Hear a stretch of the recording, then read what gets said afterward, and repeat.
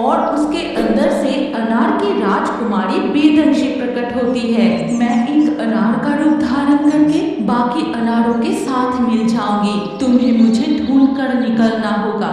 और ये सब कुछ पास के एक जलाशय से छिपकर देख रही थी सुनहरी जलपरी। उड़ते उड़ते टूनी चिड़िया एक झरने के रास्ते एक अनजान गहरे जंगल में पहुंच जाती है।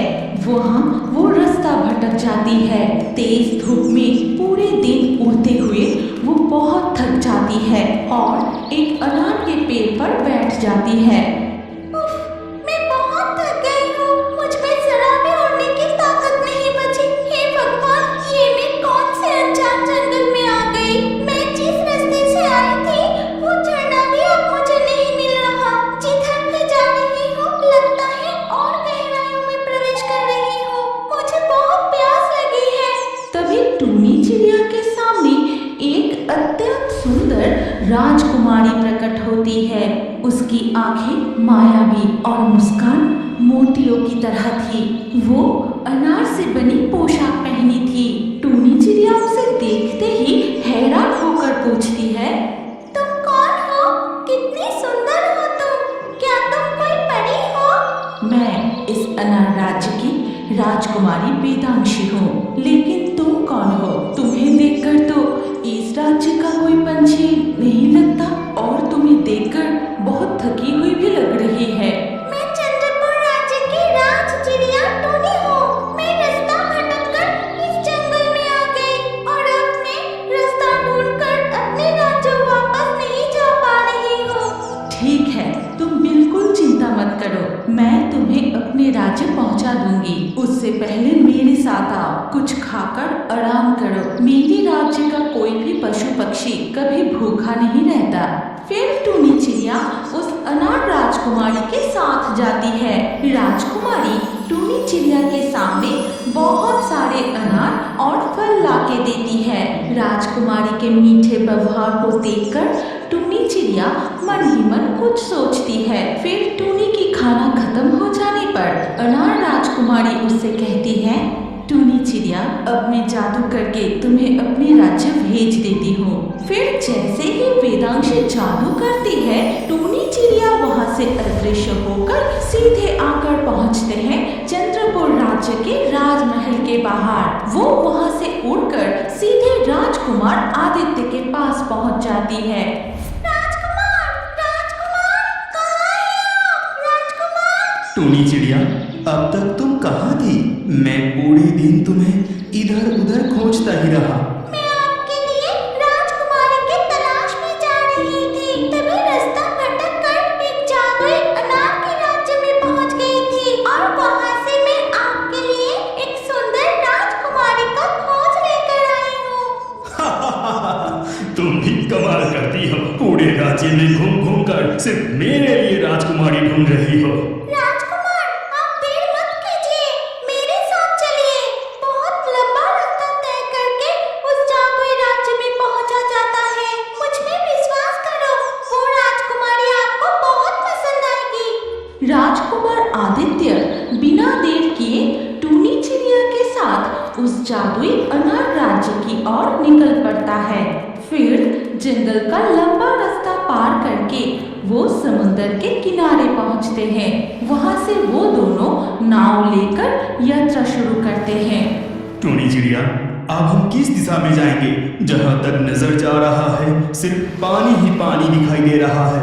आप चिंता मत कीजिए, इस समुद्र को पार करते ही उस जादुई झरने को पार करके अनार राज्य पहुंच जाएंगे।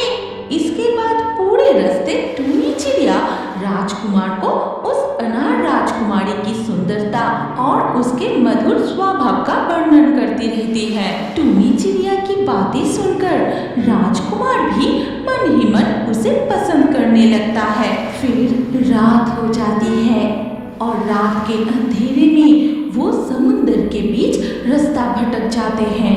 टूनी चिड़िया, इस रात के अंधेरे में अब हम किस दिशा में जाएंगे? कहीं पर भी किनारा दिख नहीं रहा। इस बीच समुद्र में इस तरह तैरते रहना भी सुरक्षित नहीं होगा। राजकुमार की बात खत्म होते ही वो देखते हैं कि समुद्र के पानी में हलचल होने लगता है और उसके बीच से एक स्वर्ण जलपरी बाहर निकलती है। कौन हो तुम लोग और यहाँ आने की हिम्मत कैसे हुई? कहीं तुम लोग समंदर की हीरे मोती की लालच में तो नहीं आए? बताओ। नहीं जलपरी, तुम हमें गलत समझ रही हो। हम यहाँ कोई हीरे मोती के लालच में नहीं आए। हम इस समुंदर के रास्ते एक जादुई अनार की राज्य की तलाश में जा रहे हैं। हाँ जलपरी, हम इस विशाल समुंदर में रास्ता भटक गए हैं। राजकुमार आदित्य और टूनी चिड़िया की बातें सुनकर स्वर्ण जलपरी मन ही मन कुछ सोचती है। फिर कहती है, ठीक है, मैं तुम लोगों पर विश्वास कर सकती हूँ, लेकिन मेरी एक शर्त है। तुम्हें मेरे साथ समुद्र राज्य चलना होगा, नहीं तो तुम इस समुंदर की माया जाल से कभी बाहर निकल नहीं पाओगे। लेकिन स्वर्ण जलपरी, हम आपके साथ कैसे जाएंगे? समुंदर के नीचे हम सांस नहीं ले सकते। तुम इसकी चिंता मत करो। फिर स्वर्ण जलपरी जादू करके राजकुमार आदित्य और टूनी चिड़िया को अपने नील सागर राज्य में ले जाती है। वहाँ वो उन्हें घुमाकर बहुत सारे हीरे मोती स्वर्ण मुद्राएं दिखाती रहती है। लेकिन स्वर्ण जलपरी ये देखकर हैरान हो जाती है कि इतना सब कुछ देखने के बाद भी राजकुमार के मन में लालच का नामो निशान नहीं है। मैं समझ गई, तुम सचमुच ईमानदार हो। तुम लालच में इस समुंदर में नहीं आए हो। ठीक है, जब समुंदर राज्य में तुम आए हो तो मुझे तुम्हारी खातिरदारी करने दो। इसके बाद जलपरी राजकुमार और टूनी चिड़िया की बहुत खातिरदारी करती है। उन्हें तरह तरह के स्वादिष्ट भोजन खिलाती है। हीरे मोती से बने पालंग पर उन्हें विश्राम करने देती है। अगले दिन सुबह राजकुमार कहता है, जलपरी, तुम्हारा बहुत बहुत धन्यवाद। तुमने हमारी बहुत सेवा की है, लेकिन अब हमें अनार की राज्य के लिए निकलना होगा। तुम हमें सही रास्ता दिखाकर मदद करो। राजकुमार की ईमानदारी और अच्छे व्यवहार से स्वर्ण जलपरी उसे पसंद करने लगती है। वो कहती है, राजकुमार, मुझे तुम्हारे अच्छे गुणों को देखकर मुझे तुमसे प्रेम हो गया है, इसीलिए मैं तुमसे शादी करना चाहती हूँ। क्षमा करना जलपरी, मैं तुमसे विवाह नहीं कर सकता। मैं पहले से ही अनार की राजकुमारी को अपनी पत्नी मान चुका हूँ। अब मैं किसी और को पत्नी के रूप में स्वीकार नहीं कर सकता। ठीक है, अपने मन की बात बताकर अपने सच्चे चरित्र का भी परिचय दिया है, इसमें मेरा दिल नहीं दुखा। ठीक है, ये लो जादुई मोती। अब तुम जिस जगह का मन ही मन नाम लोगे, ये जादुई मोती तुम्हें वही पहुंचा देगा।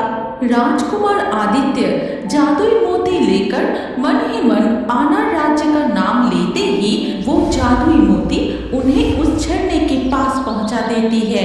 फिर वो झरना पार करके अनार राज्य पहुंच जाते हैं। अनार राजकुमारी, ओ अनार राजकुमारी, कहाँ हो तुम? हमारे सामने आओ। पुकार सुनकर अनार राजकुमारी उनके सामने प्रकट होती है और उसे देखते ही राजकुमार मंत्रमुग्ध हो जाता है। टूनी चिड़िया, तुम यहाँ और तुम्हारे साथ ये कौन है? मैं हूँ चंद्रपुर राज्य का राजकुमार आदित्य। टूनी चिड़िया से तुम्हारा तारीफ सुनकर मुझे तुमसे प्रेम हो गया है, इसलिए मैं तुम्हारे लिए विवाह का प्रस्ताव लेकर आया हूँ राजकुमारी। लेकिन मुझसे विवाह करने के लिए तुम्हें अपनी योग्यता प्रमाण करनी होगी। यदि तुम खुद को साबित कर पाओगे तभी मैं तुमसे विवाह करूंगी। बताओ अनार की राजकुमारी, मुझे अपनी योग्यता कैसे प्रमाण करनी होगी? मेरी 3 शर्त है। मेरी पहली शर्त ये है कि इस जंगल के उत्तर पूर्व दिशा में एक जादुई ट्यूलिप का फूल खिला हुआ है। तुम्हें वो फूल मुझे ला कर देना होगा। ठीक है राजकुमारी, वो फूल मैं जरूर लाऊंगा। फिर राजकुमार और टूनी चिड़िया उस फूल की खोज में निकल पड़ती है। बहुत खोजने के बाद आखिरकार उन्हें वो जादुई फूल मिल जाता है। लेकिन देखते हैं कि उस फूल की रखवाली कर रहा है एक ड्रैगन।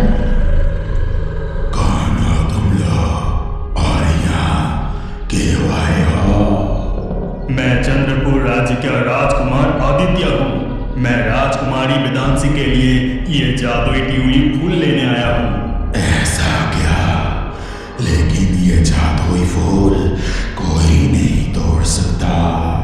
यदि कोई बेईमान इंसान इस फूल को छूता है तो ये फूल तुरंत अदृश्य हो जाता है और फिर मैं उसे राजकुमार ईमानदार और चरित्रवान था, इसीलिए आसानी से वो फूल को तोड़ लेता है और उसे लाकर राजकुमारी वेदांशी के हाथ में देता है। तब राजकुमारी ने बोली, तुमने प्रमाण कर दिया कि तुम ईमानदार और चरित्रवान हो, लेकिन तुम मुझसे प्रेम करते हो या नहीं, उसे प्रमाण करने के लिए मेरी दूसरी शर्त माननी होगी। ठीक है, मैं प्रस्तुत हूँ।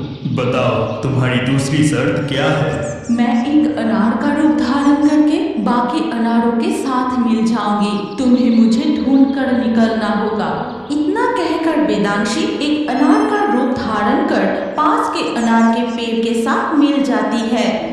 टूनी चिड़िया, आप मैं राजकुमारी वेदांशी को कैसे ढूंढूं? सारे अनार तो एक जैसे दिखाई दे रहे हैं।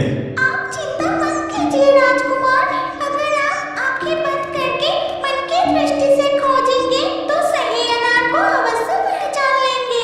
इसके बाद राजकुमार आंखें बंद करके एक अनार को स्पर्श करते ही वो अनार जमीन पर गिर जाता है और वो बड़े होने लगता है और उसके अंदर से अनार की राजकुमारी वेदांशी प्रकट होती है।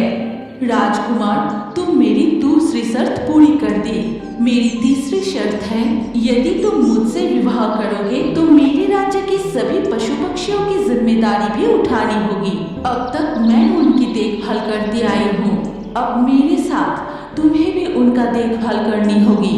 जरूर राजकुमारी, ये तो मेरा कर्तव्य है।